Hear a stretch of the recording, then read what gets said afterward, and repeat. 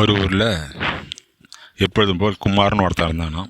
நிறைய உழைச்சிட்டு இருந்தானா. நிறைய உழைக்கிறது மீன்ஸ் படம் வரைகிறது, கவிதை எழுதுறது, அதுக்கப்புறம் பாடம் நடத்துறது, தெரிஞ்சவங்க தெரியாதவங்க அட்வைஸ் பண்ணுறது. ஆனால் அவனால் ஒரு நாளைக்கு 200 300 மேலே பார்க்க முடியறதில்ல.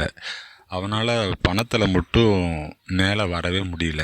அவனும் போகாத கோயில் இல்லை, கேட்காத அட்வைஸ் இல்லை. பல பேர்கிட்ட அட்வைஸ் கேட்டாலுமே அவனுக்கு சரியான பதில் கிடைக்கல. ஒரு நாள் டீ கடையில் டீ குடிச்சிட்டு இருக்கும்போது அந்த பக்கமாக வந்த ஒரு கிளி ஒன்று வந்துச்சான். அப்போ அந்த கிளி அவன்கிட்ட சொன்னிச்சான், உன் பணத்தை எல்லாம் மக்கள் எடுத்து செலவு பண்ணிகிட்ருக்காங்க. நீ என்னடான்னா 200க்கும் 100க்கும் 10க்கும் 5க்கும் இப்படி கஷ்டப்பட்டுட்ருக்க. ஒரு நாளைக்கு நீ 2 லட்ச ரூபாய்க்கு ஒர்க் பண்ணினாக்கா உனக்கு கிடைக்கிறது வெறும் 200 தான் அப்படின்னு அந்த கிளி சொன்னிச்சான். அதுக்கு அவன் கேட்டானா, அப்போ என் பணம்லாம் எங்கே டைரெக்டாக போகுது அப்படின்னு. உன்னுடைய பேரில் வேற ஒரு அக்கௌண்ட்டுக்கு போகுது, அவங்க எடுத்து செலவு பண்ணிகிட்ருக்காங்க அப்படின்னு அந்த கிளி சொன்னிச்சான்.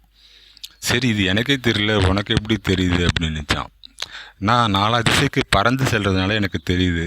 நீ வேலையில் மட்டும்தான் கவனமாக இருக்க வச்சிட்டோம், உன் பணம் எங்கே இருக்குன்றதில் நீ கவனம் செலுத்த மாட்டேங்கிற. எனவே நீ என்ன பண்ணுற அப்படின்னா, உன் பணம் எங்கெல்லாம் போகுது அப்படின்றத தெரிஞ்சுக்கிட்டு அதுக்கடுத்து உன்னுடைய உழைப்பை நீ செலுத்து. அப்போ நீ 2 லட்ச ரூபாய்க்கு நீ ஒர்க் பண்ணினா அட 1 லட்ச ரூபா அவங்க எடுத்துகிட்டா கூட அட்லீஸ்ட் உன்னுடைய 1 லட்சம் வர்ற மாதிரி பார்த்துட்டு உன்னுடைய அடுத்த உழைப்பை நீ செலுத்து. நான் அவ்வப்போது உனக்கு துணை இருப்பேன் அப்படின்னு சொல்லிட்டு அந்த கிளி பறந்து போயிடுச்சான்.